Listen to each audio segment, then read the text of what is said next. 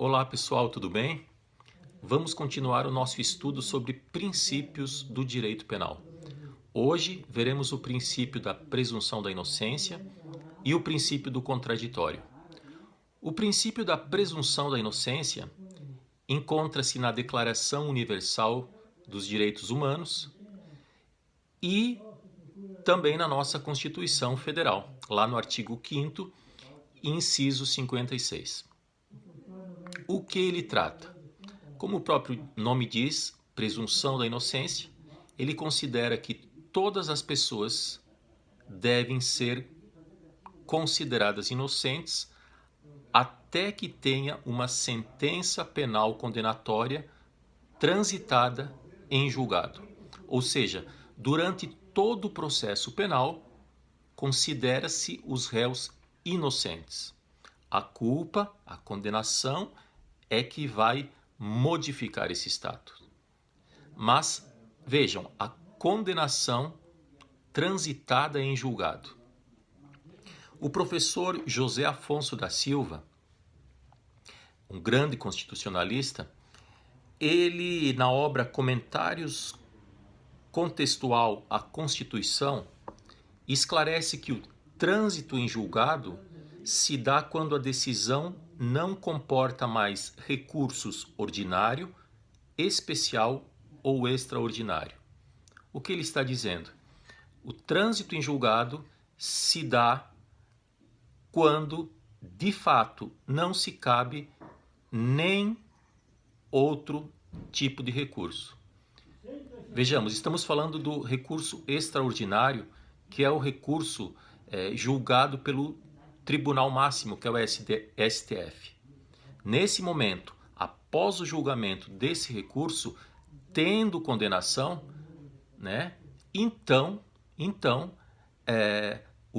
a presunção da inocência daria lugar à condenação, ao condenatório. O status do até então réu passaria a ser um condenado, um culpado.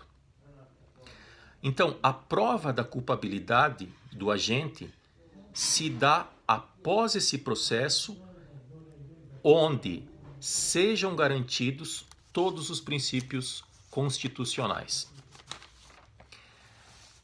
Vejam, o princípio da presunção da inocência, ele faz uma ligação muito próxima com o princípio do indúbio pro réu. Indúbio pro réu significa, na dúvida, deve-se beneficiar o réu. Se o juiz tiver dúvidas ainda sobre a participação ou não do réu no ato criminoso, a decisão deve ser pela absolvição. Por quê? Porque presume-se que o réu é inocente. Presume-se que o réu é inocente. E a dúvida, ela não tem força suficiente para levar o réu a uma condenação. Assim, durante o processo, devem ser restringidos o mínimo de direitos possíveis, justamente porque, presumidamente, o réu é inocente. Então, as prisões cautelares devem ser utilizadas na menor proporção possível. Todas as medidas cautelares que restringem direitos, que restringem liberdade, enfim, devem ser usadas com moderação. Por quê? Porque nós estamos partindo da presunção da inocência. E o segundo princípio, o princípio do contraditório. Bom, o princípio do contraditório é encontrado lá na Constituição Federal, no artigo 5º, no inciso 55. Aos litigantes em processo judicial ou administrativo e aos acusados em geral, são assegurados o contraditório e a ampla defesa. Vejamos, aos litigantes em processo judicial ou administrativo, né? não apenas nos processos que tramitam sob a tutela de um juiz de direito. Também aos processos administrativos tem que haver o contraditório. O que é o contraditório? O contraditório é o outro lado da moeda, ou seja, a versão da história contada pelo acusado. Nós temos a acusação e nós temos a defesa. Com a acusação e com a defesa se dá o equilíbrio processual. E a partir desses dois olhares, o juiz tem um panorama, o juiz tem elementos para proferir a sua decisão. O contraditório justamente é esse jogo entre acusação e entre defesa. O princípio do contraditório, ele é o corolário do princípio do devido processo legal. Não seria possível o devido processo legal sem ter o contraditório. E o contraditório, ele deve acontecer em todas as fases do processo, inclusive naquelas mais simples. Por exemplo, uma das partes insere uma nova informação nos autos, o juiz ele dá vistas para a outra parte. Uma das partes entra com um recurso, o juiz intima a outra parte para oferecer contrarrazões a esse recurso.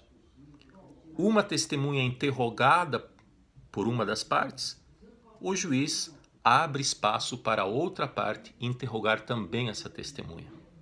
Vejam, o contraditório é que nos garante um critério de justiça, partindo do ponto de vista do equilíbrio. Sem contraditório, nós não podemos ter justiça. Vejam, e o contraditório, ele se dá de duas formas. Primeiro, a autodefesa. Aquela defesa feita pelo próprio acusado. Ele deve ter oportunidade para ser ouvido. Ele deve ter oportunidade para manifestar o seu lado da história. E a outra forma que abrange o contraditório é a defesa técnica. A defesa técnica é aquela que é feita por um advogado ou por um defensor público. Então nós temos a acusação, que via de regra é feita pelo Ministério Público, pelo promotor de justiça, pelo procurador, e o contraditório, que é feito pelo próprio acusado, em sua autodefesa, e pela defesa técnica, que é pelo seu advogado ou pelo defensor público. Então, o processo deve garantir a igualdade entre as partes. E a igualdade entre as partes se dá com o contraditório. Enfim, o princípio do contraditório, como eu já disse, ele nos remete a uma concepção de justiça e ele tem essa ligação íntima, ele é uma consequência do princípio da ampla defesa, também garantido pela nossa Constituição Federal. Muito bem, nos próximos vídeos nós trabalharemos outros aspectos do direito penal, mas com esse vídeo nós encerramos o nosso estudo de 4 semanas sobre princípios. Evidentemente, nós temos muitos outros princípios do direito penal que futuramente nós vamos continuar trazendo aqui no canal.